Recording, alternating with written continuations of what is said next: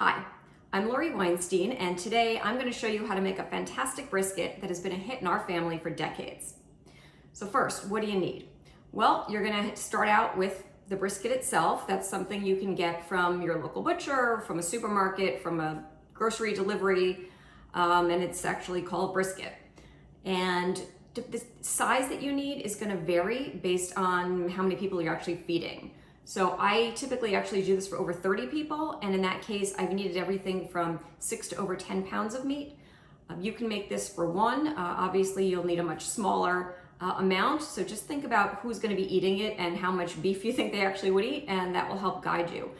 Keep in mind, this freezes beautifully, so I personally tend to plan more meat than I actually will need, so that if people want seconds, it's there, and you can always also have it for another meal. What you're going to need is a large pan. I will give you my tip, which is definitely you want a pan that is much larger than the meat. You're ultimately going to be working with gravy, with very hot gravy, and you're going to want to make sure that you have enough room to contain it all. You're also going to want, obviously, the meat. And then what I like to do is cut up some potatoes and to use some baby carrots, which make it much easier. If you don't particularly want to cut potatoes, you could also just buy smaller new potatoes, and that would work as well. You're also going to need our family secret, can of tomato sauce, can of cranberry sauce. You should also have on hand an onion, ketchup, and lots of tinfoil. Now this is a trick that my friend taught me. When I first started making this brisket, I found that the potatoes and the carrots just weren't as soft as I liked them inside the brisket. But I really was cooking the brisket for a long time. So what she taught me is that if I put the carrots and the potatoes into a pot and cook them first, just enough that they started to get tender, then when I put them and cook them fully with the brisket later, they came out just perfect. So that's what I do now.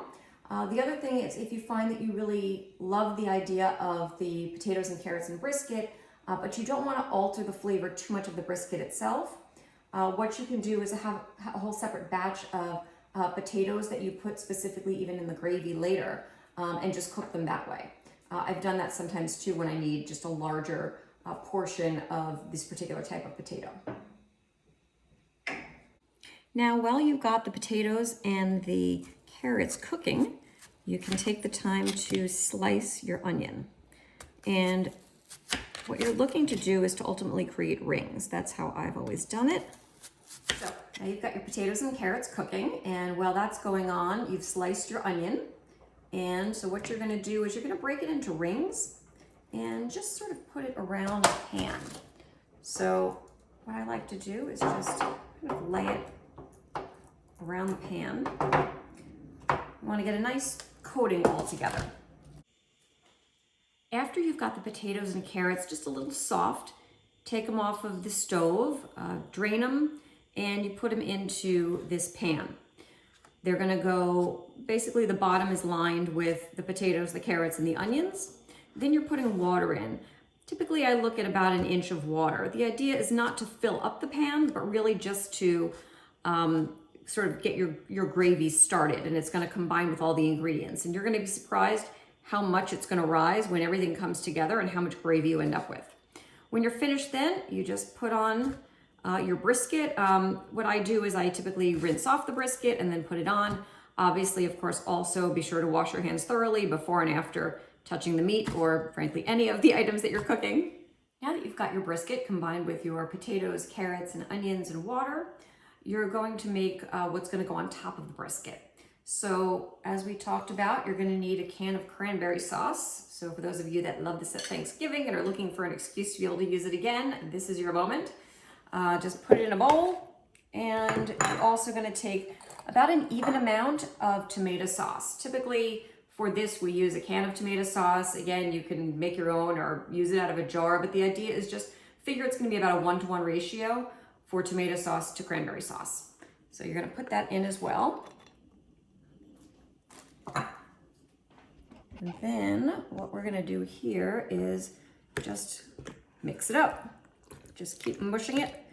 Sort of like the same concept of when you're making a cake and you have a lot of lumps and you just have to keep stirring it and mushing the lumps until it all combines. So now that you've got your combination of tomato sauce and cranberry sauce reasonably smooth, what you're gonna do is just pour it right over the meat. Try to coat it about as well as you can. Some of it is probably gonna fall off the edge. Don't worry about it, but you do wanna try where you can to just keep it on the meat and spread it around.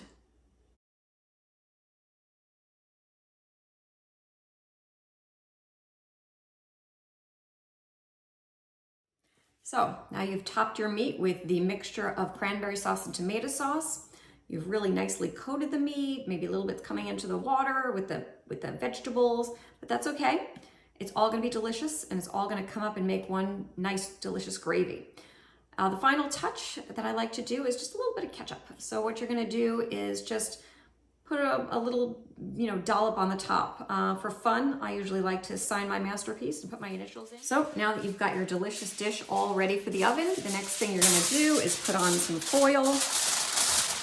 You're gonna cover the whole thing with foil and put it into the oven. This is what the brisket looks after about 4 hours of cooking. I've done 2 hours at 325 and 2 hours at 275. Now I'm going to put some of the juices on. Try to make sure that it's totally covering the meat. And I'm gonna put it back into the oven at a low temperature for another couple of hours. By the way, you're gonna see a lot of white floating around the brisket. That's actually fat. And so sometimes what I'll do is take some of that out while it is still firm and throw it away. Some people are gonna tell you that they wanna keep all the fat, and ultimately, if you cook it again, it is gonna keep melting in there. So that's up to you. The brisket, as I've mentioned, cooks for hours. One of the secrets to success is to make sure that you cook it low and slow, because what you really want is a nice tender brisket. So what I did this time is I did 2 hours at 325, 2 hours at 275, and 3 hours so far at 225. I'm actually planning to cook it longer, but I'm gonna look and see how it's coming along so far. What I would suggest if you're new is start low, start in the 250 to 300 range, do that for a couple of hours. You're probably gonna wanna add another few hours in a 225 to 250 range, but make sure that it looks like it's cooking, but doesn't look like it's burning. So here's another tip for you. When you're making the meat, especially in a disposable pan, they can sometimes be a little bit wobbly. The meat's, pretty heavy and dense, and you don't wanna end up, especially when you have hot gravy, with an insecure pan. So what I will usually do is I'll take a metal cookie sheet, baking sheet, and put it underneath the meat so that I can actually carry that instead and put it in and out of the oven. After you've cooked your brisket for a few hours, it may be 3, it may be 7, what you're gonna wanna do is slice it. Don't worry, this is not the last chance for you to cook your brisket. You're gonna slice it and you're gonna end up putting it back in the oven and cooking for more hours. But this is a wonderful time to check in with your brisket. See, is it starting to feel tender? Does it look like it's cooking all the way through? Is it looking like it's burning? This is a chance for you to figure out what to do for the next couple hours of your brisket. How you slice your brisket is actually a really important element to the overall success of the brisket. And there's 3 main things you need to know. First, always cut against the grain. If you do this wrong, you're gonna find very tough brisket no matter how long you cook it for. So definitely cut against the grain. Second, our family tip is to cut it thin.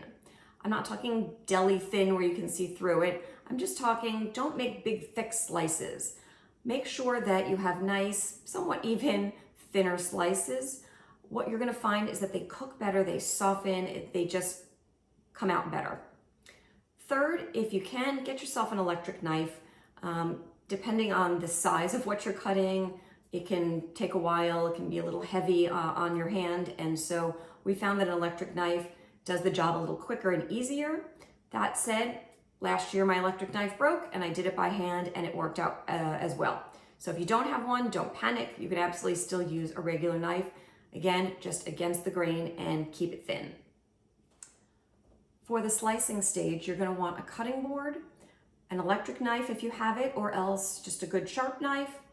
You're also going to want the pan that you're going to put the meat into when you're done. I actually find that this stage is not only a great chance to check in with how your meat is doing, but also to put it into the dish that I'm going to use in the end to serve it, and also the dish that I'm going to use to store it in the freezer before. So in our case, that's typically this pan. Because we're normally dealing with a lot of meat, it's oftentimes several pans. But you can pick any pan that you like that you're going to want to serve it in and that's going to survive well in your freezer.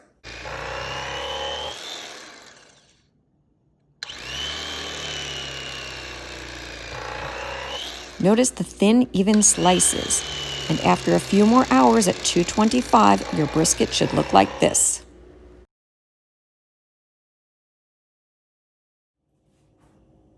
So now you know how to make a crowd-pleasing brisket. Whether you have it for a holiday, a special occasion, or just another night that you want to enjoy something fabulous, I hope that you enjoy it in good health.